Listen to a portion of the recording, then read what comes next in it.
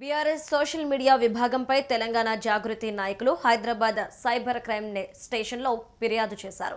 జాగృతి అధ్యక్షురాలు కల్వకుంట్ల కవితపై సోషల్ మీడియాలో అసభ్యకరంగా పోస్టులు పెడుతున్న వారిపై చర్యలు తీసుకోవాలని అధికార ప్రతినిధి మనోజా గౌడ్ కోరారు. ఇక జాగృతి జనం బాట పేరుతో కవిత రాష్ట్ర వ్యాప్తంగా పర్యటిస్తూ ప్రజల సమస్యలను అడిగి తెలుసుకుంటున్నారని చెప్పారు.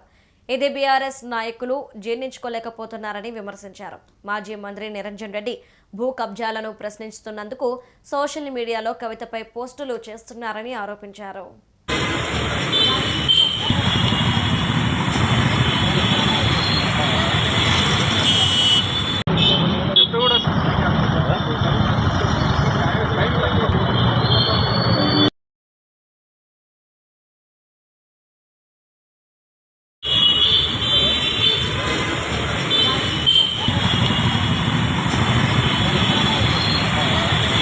జై తెలంగాణ, జై కవితక్క.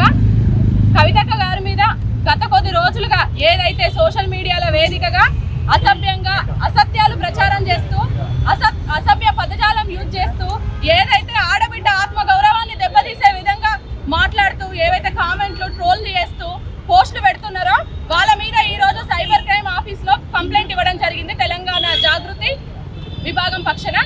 ఇది ఎంత సిగ్గుచేటంటే కవితక్క గారు గత నెల రోజులుగా జాగృతి జనం బాట పేరుతో 10 జిల్లాలు ఉమ్మడి 10 జిల్లాలు ఇప్పటి వరకు యాత్ర చేసి ఎక్కడికి వెళ్తే అక్కడ ప్రజల సమస్యలనే తెలుసుకోవడం పెద్ద ఎజెండాగా పెట్టుకొని ఈరోజు ముందుకెళ్ళిండ్రు. ఎందుకంటే ప్రజల దగ్గరికి ప్రతిపక్షం వెళ్లే పరిస్థితిలో లేదు, ప్రజల దగ్గరికి ఈ రోజు అధికార పక్షం వెళ్లే పరిస్థితిలో లేదు.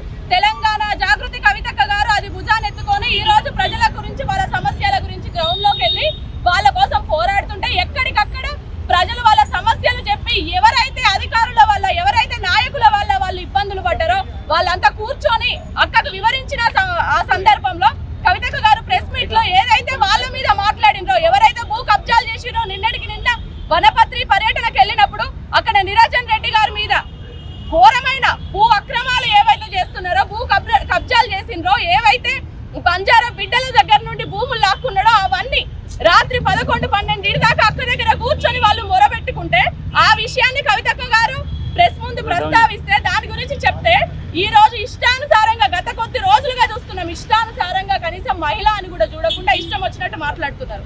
అదే విషయాన్ని ఈ రోజు మేము సైబర్ క్రైమ్ దృష్టికి తీసుకెళ్ళాం. తప్పకుండా వాళ్ళు కూడా యాక్షన్ తీసుకుంటామన్నారు. ఎవరైతే కామెంట్లు చేసిందో వాళ్ళ అన్ని కాపీస్ కూడా మేము సబ్మిట్ చేయడం జరిగింది. ఇన్ని రోజులు చూస్తూ ఊరుకున్నాం, ఇక నుండి ఊరుకోదలుచుకోలేదు. ఎందుకంటే తెలంగాణ జాగృతి కవితక్క గారు ప్రజల పక్షాన కొట్లాడుతుంటే తెలంగాణ జాగృతి మేమందరం నాయకులము కార్యకర్తలము ప్రజల పక్షాన మాట్లాడుతుంటే కవితక్క గారిని వ్యక్తిగత దూషణలు చేస్తున్నారు. మాట్లాడుతున్న మమ్మల్ని అందరినీ కూడా వ్యక్తిగత దూషణలు చేస్తున్నారు. ఇప్పుడు ప్రత్యేకంగా చెప్పాలంటే బీఆర్ఎస్ ఇది చెప్పుకోవడానికి కూడా నిజంగా బాధాకరంగా ఉంది. జై తెలంగాణ, జై కవితక్క. కవితక్క గారి మీద గత కొద్ది రోజులుగా ఏదైతే సోషల్ మీడియాల వేదికగా అసభ్యంగా